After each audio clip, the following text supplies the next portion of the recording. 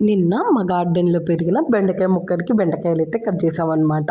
ఇక్కడ బెండకాయ ముక్కలు, కొంచెం తోటకూర, పాలకూర, గోంగూర, ఇవి వచ్చేసి కాకరకాయ, ఇంకోటి ఏదో ఉందండి సొరకాయ, బీరకాయ, మొత్తానికి ఏదో ఉందన్నమాట.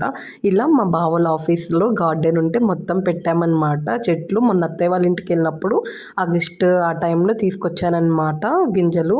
ఇంకా మా బావ పెట్టాడు కంపెనీలో, మంచిగా పెరుగుతున్నాయి.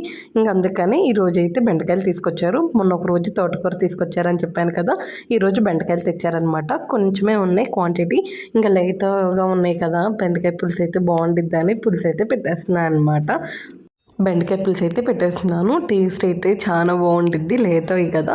ఇందులోకి నేను మినపొడియాలు ఏం చేస్తున్నాను అనమాట. అసలు మేమైతే ఈ మినపొడియాలు అచ్చం పులుసు కూడా పెడతారు. ఎప్పుడు ఏం కూరగాయలు లేనప్పుడు ఓన్లీ ఉల్లిపాయలు, మినపొడియాలు పులుసు పెడతారనమాట. ఈసారి ఎప్పుడైనా మన ఛానల్లో పోస్ట్ చేస్తాను. మీలో ఎంతమందికి తెలుసు మినపొడియాలు కమెంట్ చేయండి. ఆంధ్ర సైడ్ అయితే మినపొడియాలు పడతారు, మరి మీరు పడతారా లేదా మీ సైడ్ కమెంట్ చేయండి. వెళ్ళేటప్పుడు సబ్స్క్రైబ్ చేసుకుని వెళ్ళడం అసలు మర్చిపోద్దు. అంతే, లైక్ కూడా చేసేసేయండి. ఒక బాయ్ ఇస్తాను మరి నెక్స్ట్